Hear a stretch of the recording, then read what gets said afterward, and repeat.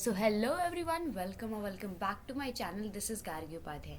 तो आज की इस वीडियो में हम लोग बात करने जा रहे हैं इंग्लिश इंग्लिश का एक बहुत ही अच्छा पोम पोम POEM पोम कहते हैं इसको। इट्स नॉट पोएम ब्रो, ठीक है।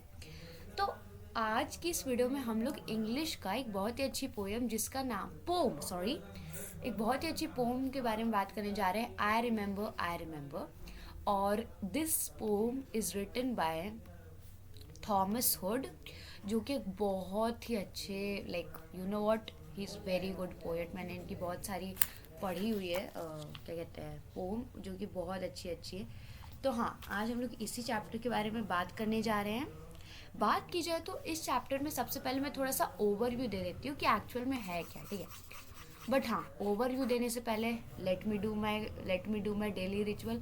देखो भाई, एकदम चिल होके पढ़ाई करो। ये चैप्टर एक बस ये वीडियो देख लो, मज़ा आ जाएगा, एकदम एकदम वाइब्स आ जाएगी इस चैप्टर की, एकदम मज़े से पढ़ेंगे। चैप्टर भी बहुत अच्छा है और रिलेटेबल भी बहुत ज़्यादा है हम लोगों से। We can easily relate with it, ठीक है।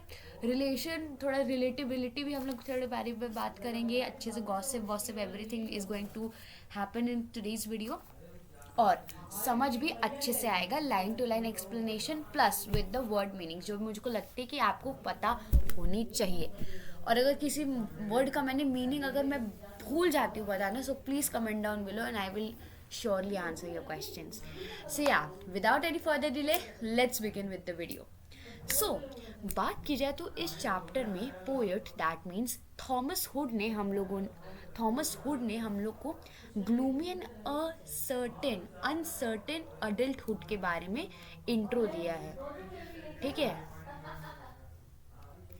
अडल्टहुड के बारे में इसमें जो पोएट है उन्होंने बात की है।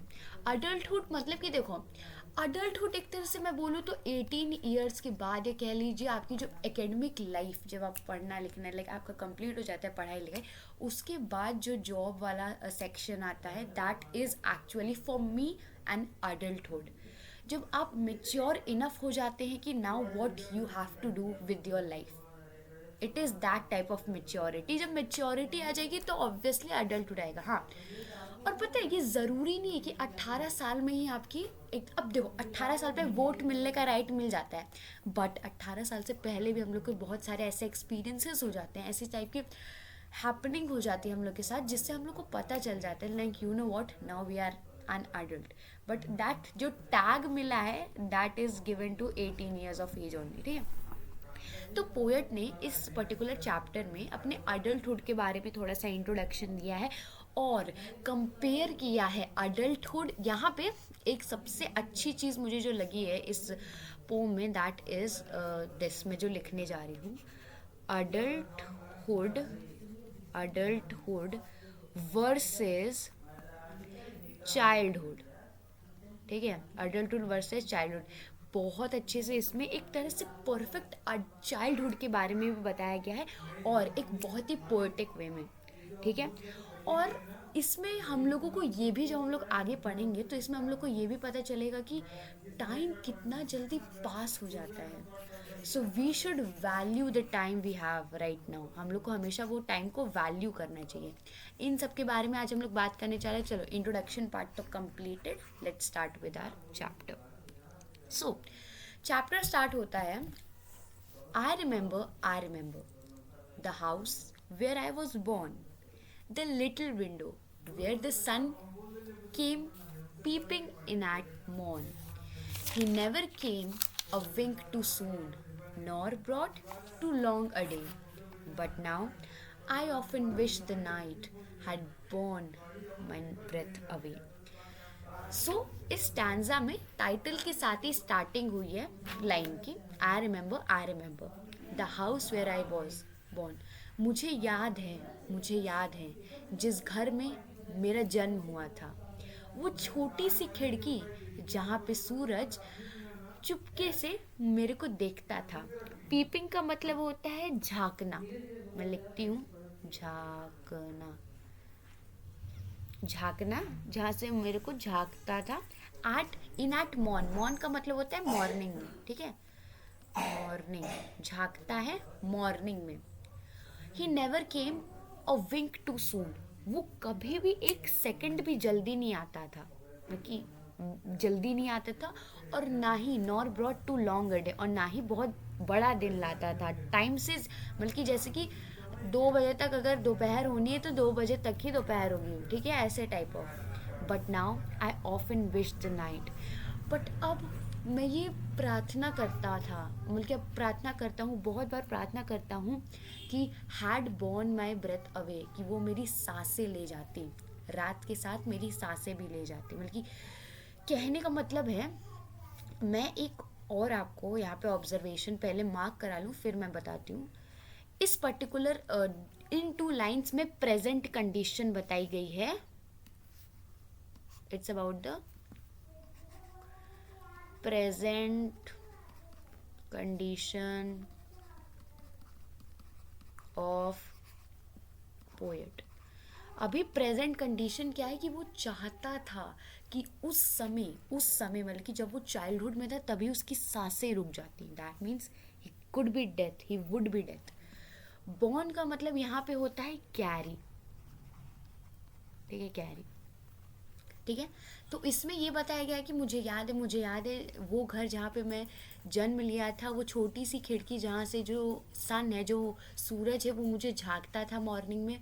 ना वो बहुत जल्दी आता था और ना वो बहुत जल्दी जाता था, और ना ही दिन बहुत जल्दी ख़त्म हो जाता था या बहुत ज़्यादा हो जाता था। बट अब मैं ये विश करता हूँ कि उस समय मेरी सांसें क्यों नहीं रुक गई, ये कहने का मतलब है। नेक्स्ट स्टैंजा करते हैं। I remember the roses red and white, the violets and the lily cups, those flowers made of light. The lilacs where the robin built, and where my brother set the laburnum on his birthday. The tree is living yet. कहने का देखो क्या मतलब है, मैं बताती हूँ। मुझे याद है वो गुलाब, रोजेस मतलब कि गुलाब। अब यहाँ पे रोजेस के कलर के बारे में डिफाइन किया गया है कि रोजेस के कलर कैसे थे, रेड एंड वाइट कलर्स थे। तो मुझे याद है वो गुलाब जो कि लाल और सफ़ेद रंग के थे। The violets and the lily cups they are kind of the flowers, ठीक है। Those flowers made of light, मतलब कि अब लाइट का मतलब यहाँ पे क्या है ना, कि यहाँ पे कंपेयर हो रहा है, मैं लिखती हूँ एक्चुअली, दूसरा कलर ले लेते चलो, हाँ ये सही है। तो यहाँ पे क्या कह रहा है पोएट, एक्चुअल में पोएट यहाँ पे कह रहा है पोएट यहाँ पे कह रहा है कि those flowers made of light, मतलब कि सन लाइट से जो रिफ्लेक्टेड फ्लावर्स थे, सनलाइट रिफ्लेक्टेड फ्लावर्स, मीनिंग इसका यही निकलेगा कि जब जब सूरज की रोशनी फूलों पे पड़ती तो वो चमक उठते हैं, तो उसके चक्कर में मेड ऑफ लाइट, इसलिए यहाँ पे बोला गया है reflected. Let me write whole thing here, flowers, okay. The lilacs where the robin built, lilacs name of a flower है, ठीक है, it is a name of a flower, और एक काइंड ऑफ श्रब होता है, मैं लिख देती हूँ यहाँ पे, श्रब होता है लाइलैक्स, जिसमें रॉबिन एक बर्ड होती है, ठीक है, bird. I think it is, she is like black in colour. She क्यों बोल रही हूँ, इट होगा। My English is my English, not your English.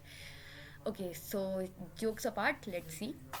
And where my brother set the laburnum on his birthday, the tree is living yet. कहने का मतलब ये है कि, और मुझे ये भी याद है जो मेरे भाई ने एक लाबरनम का ट्री, ये ट्री है, एक ट्री अपने बर्थडे पे उगाया था, जो कि अभी भी जिंदा है, दैट मीन्स भले जो पोएट है वो बूढ़ा हो गया, मतलब कि बूढ़ा नहीं, अडल्टहुड में प्रवेश कर लिया, ट्रांजिशन हो गया उसका, but the tree is still young, the tree is still young, ठीक है। इतनी बात समझ आई, ये है, इतनी अगर बात इतनी समझ आई so please like the video, ठीक है। अब नेक्स्ट पार्ट पे चलते हैं हम लोग। I remember where I was used to swing and thought the air must rush as fresh to swallows on the wings. My spirit flew in feathers then, that is so heavy now, and summer pools could hardly cool the fever on my brow. मुझे याद है जहाँ पे मैं झूला झूलता था. देखो स्विंग का मतलब क्या होता है. स्विंग का मतलब यहाँ पे होता है झूलना, मतलब कि झूला. स्विंगिंग, यहाँ पे स्विंगिंग हुआ, ठीक है, एन है, ठीक है, स्विंगिंग. और जब मैं झूलता था तो मुझे लगता था जो हवा है, रश रश मतलब कि एक तरह से क्या कहते हैं, स्प्रेड हो रही है, ऐसा स्प्रेड हो रही है. मस्ट रश एज फ्रेश, मतलब कि जितनी भी एयर जब मैं झूलता था बहुत फ्रेश लगती थी मेरे को, बहुत ही फ्रेश लगती थी. जैसे कि swallows it is kind of a bird. Okay, जैसे कि जब देखो कहने का मतलब ये है कि जैसे कि चिड़िया है, ये पंख है चिड़िया की. Sorry guys, this is my drawing. चिड़िया मुझे नहीं आती बनाना, ठीक है. ये है तो जैसे कि ये लोग उड़ती हैं, ऐसे उड़ती उड़ती उड़ती उड़ती उड़ती उड़ती उड़ती उड़ती उड़ती ऐसे उड़ रही है ना, ठीक है. तो कितना जल्दी ऐसे उन सब के फेदर्स होते हैं ना, कुछ ऐसे ही फेदर्स होते हैं ना. हाँ ऐसे हो रही मेरी ड्राइंग. वाह, माई ड्राइंग इज़ माई ड्राइंग, ठीक है, ऐसे.